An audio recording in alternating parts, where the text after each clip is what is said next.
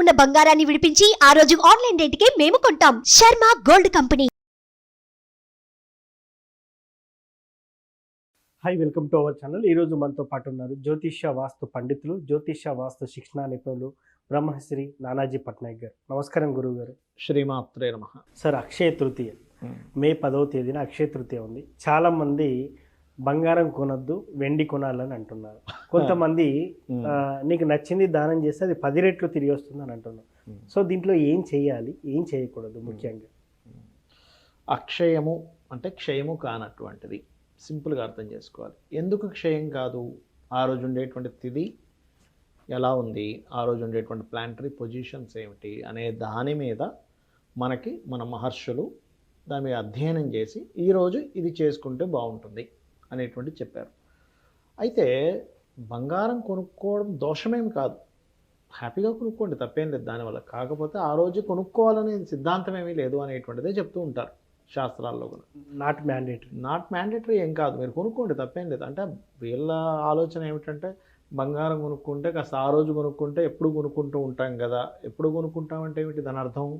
మనం ఫైనాన్షియల్గా బాధపడకుండా ఉంటాం కదా అని ఒక చిన్న ఆశతో కొనుక్కుంటారు, తప్పే ఉందండి అందులో. సో కొనుక్కోండి, కొనుక్కునే వాళ్ళు కొనుక్కోండి. కాకపోతే ఏం చేయాలి అంటే ఆ రోజు శాస్త్రంలో చెప్పినటువంటిది మనం చూడండి. ఇప్పుడు ఉన్నాము, ఈ మనుష్య జన్మలో ఉన్నాము. నీళ్ళు కావాలంటే పోయి కొనుక్కొని వస్తాం, 20 రూపాయల బాటిల్, లేకపోతే ఇంట్లో ఆఫీస్లో ఉన్నది ఇంట్లోనే తాగుతాం. వేరే జీవికి వాటర్ కావాలంటే పరిస్థితి ఏంటండి? అవును, ఒక పక్షిగా పుట్టాడు ఎవరో, ఈ జన్మ అయిపోయి పక్షిగా పుట్టాడు మనిషి. వాటర్ కావాలంటే ఎంత కష్టం అనుకుంటున్నారు? అవును. అసలు ఎక్కడుందో ఇన్ఫర్మేషన్ లేదు. వాటర్ ప్లేసెస్లో ఉండే పక్షులకైతే పర్లేదు, కానీ మామూలుగా ఇక్కడ సిటీలో ఎక్కడ దొరుకుతుంది? దాహంతో అలమటించిపోతుంది. ఏ జీవరాశికైనా కూడా వాటర్ ఈజ్ మోస్ట్ ఇంపార్టెంట్. కాబట్టి నువ్వు ఈ జన్మలో మనిషిగా పుట్టావు, రేపొద్దున నువ్వు చిలకగా పుడతావో, పక్షిగా పుడతావో, లేకపోతే ఇంకోటి ఏదో సర్పంగా పుడతావో మనకు తెలియదు. దాహం అయితే వేస్తుంది ప్రతి జీవరాశికి. ఇట్లాంటి ఎండాకాలం ఇంకా అలమటించిపోతాడు. అలాంటప్పుడు నువ్వు గనక ఈ అక్షయ తృతీయ నాడు గనక నువ్వు నీటి కుండని దానంగా ఇచ్చినట్లయితే, నీరు పోసి ఇచ్చినట్లయితే, నీకు ఏ జన్మ ఎత్తినా కూడా ఒకటి నీటికి లోటు ఉండదు, ఓకే, మానసికంగా పడే ఇబ్బందికి లోటు ఉండదు. ఎందుకంటే నీరుకి కారకుడు చంద్రుడు. కాబట్టి నువ్వు ఏ జన్మ ఎత్తినా, ఇప్పుడు చూడండి, మనం ఎన్ని డబ్బులున్నా మానసికంగా ఇబ్బంది పడుతున్నాం అనుకోండి, ఏం లాభం? ఎన్ని బిల్డింగ్లు ఉంటే ఏం లాభం అండి, ఎన్ని కార్లు ఉంటే ఏం లాభం అండి అంటాం, అంతే కదా. మానసికంగా మనకి స్ట్రెస్ సరిగ్గా లేదనుకోండి, ఉద్యోగం మానేస్తాడు మనిషి. నాకు ఇక్కడ మెంటల్గా బాగాలేదంటాడు. అంటే మనసుకు అంత ప్రాధాన్యత ఉంది. చంద్ర సంబంధించినటువంటి దానం ఏదైతే ఉందో మీకు మానసిక ప్రశాంతతనిస్తుంది. అందుకని ఏం చెప్పారంటే శాస్త్రంలో, నీటి కుండని దానంగా ఇవ్వయ్యా. ఓకే. ఆ నీటి కుండని ఇంత కుండ తీసుకొని అందులో వాటర్ పోసి దాని మీద ఒక మూత పెట్టి దాని మీద కొన్ని సుగంధ ద్రవ్యాలు అంటారు, యాలకులు, ఇట్లాంటి మనం వంటలో వాడేటువంటి ఆ ద్రవ్యాలు పెట్టి దాంతోపాటు దానంగా ఇవ్వాలి. ఆకు ఒక్క కొంచెం ఏదైనా కొంచెం ద్రవ్యం 101 రూపాయలు వాళ్ళ స్తోమతను బట్టి ఓకే దానంగా ఇవ్వాలి. ఇది యాక్చువల్ ప్రాసెస్.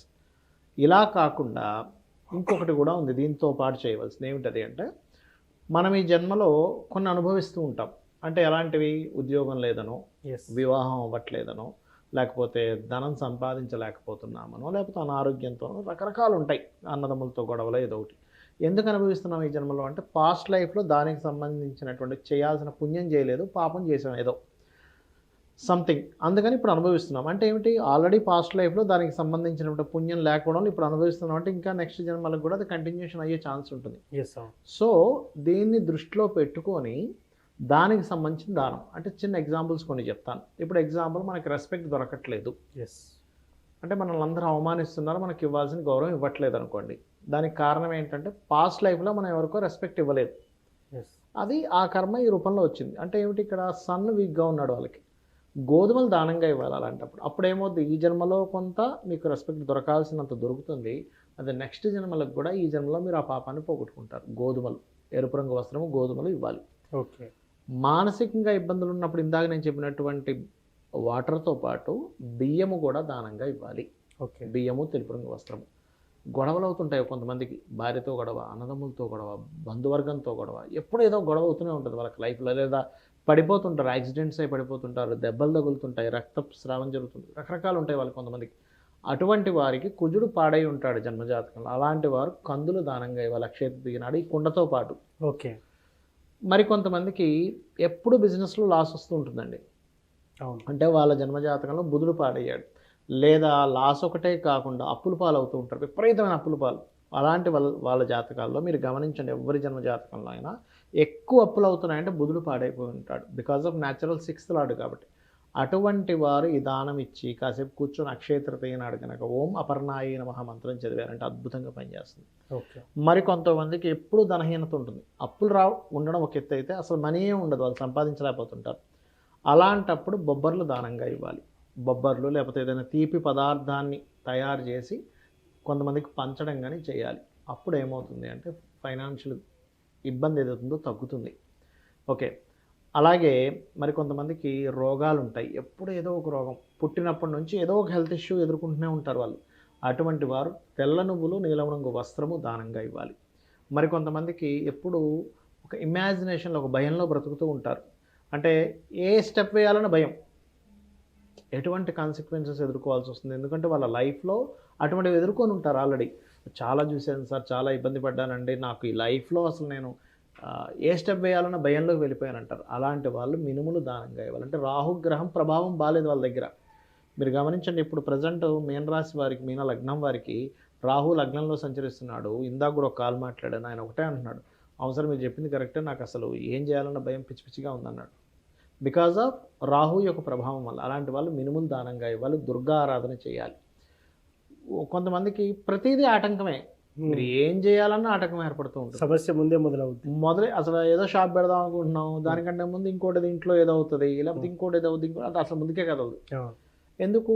పాస్ట్ లైఫ్లో ఇంకొకడు ఎవరో ఏదో చేయబోతుంటే ఈయన అడ్డం పడ్డాడు, పోయి పుల్ల పెట్టాడు, ఆ పుల్ల పెట్టాడు, భలే వాడు వాడు పుల్ల పెట్టాడు, ఇక్కడికి ఆ పుల్లలు వచ్చన్నీ పడతాయి. అందుకని ప్రతిదీ కర్మే వేధిస్తూ ఉంటుంది. 100% కర్మే, అందులో డౌట్ లేదు. సో ఆ కర్మ మీకు తగ్గాలి అంటే ఉలవలు దానంగా ఇవ్వడము, గణపతి ఆరాధన చేయడం, ఇవి ఈ పర్టికులర్ అంశాల్లో ఏ అంశం మీద మీరు ఇబ్బంది పడుతున్నారో చూసుకొని దీనికి సంబంధించినటువంటిది. లేదా ఒక్కోసారి వివాహం అవ్వదు, ఉలవల దానము బొబ్బర్లు దానం ఈ రెండు కలిపి ఇవ్వాలి కొంతమంది. అలాగా మీకున్న సమస్య ఏంటి, దానికి సంబంధించినటువంటి దాన్ని దానంగా ఇవ్వడం, ఈ కుండ దానంగా ఇవ్వడం చేయాలి. ఇక బంగారం కొనుక్కుంటాను అంటే కొనుక్కోండి, కానీ శాస్త్రంలో చెప్పింది ఏంటంటే నువ్వు బంగారం కొనుక్కొని అమ్మవారి దగ్గర పెట్టమ్మా, నీ వల్ల నేను కొనుక్కోగలిగాను, ఇంకా మీకు బాగా ఎక్కువ డబ్బులు ఉంటే ఇంత బంగారమైన దానంగా ఇవ్వాలి. అయితే ఈ బంగారం దానం తీసుకునే విషయంలో చాలామంది శనిదానం అనగానే భయపడతారు, కానీ బంగారం దానంగా నేను తీసుకుంటా అంటారు. కానీ చాలామందికి తెలియని విషయం ఏంటంటే నువ్వు బంగారం దానం తీసుకుంటే చాలా గాయత్రి చేయాలి, అంత ఈజీ కాదు, అంత ఈజీ కాదు. బంగారం నీవు తీసుకుంటున్నావంటే చాలా గాయత్రి చేయాలి, శనికి చేసేదానికంటే కూడా ఎక్కువ చేయాలి. ఈజీ వర్క్ని తీసేసుకొని జోలు పెట్టుకుంటా అంటే కుదరదు. ఎందుకు సార్ అలా? అయ్యో ఏమనుకుంటున్నారు మీరు, మీకు ఒక దానం వచ్చిందండి, వచ్చింది మీరు తీసుకున్నారంటే ఆ కర్మ మీరు తీసుకుంటున్నారు, అక్కడ అతనికి గురుబలాన్ని ఇచ్చేస్తున్నారు, మీరు దేవతా అనుగ్రహాన్ని ఇస్తున్నారు, మీరు దానం తీసుకున్నారంటే మరి దేవతా అనుగ్రహం గురుబలం మీకు మళ్ళీ పెరగాలిగా. అవును.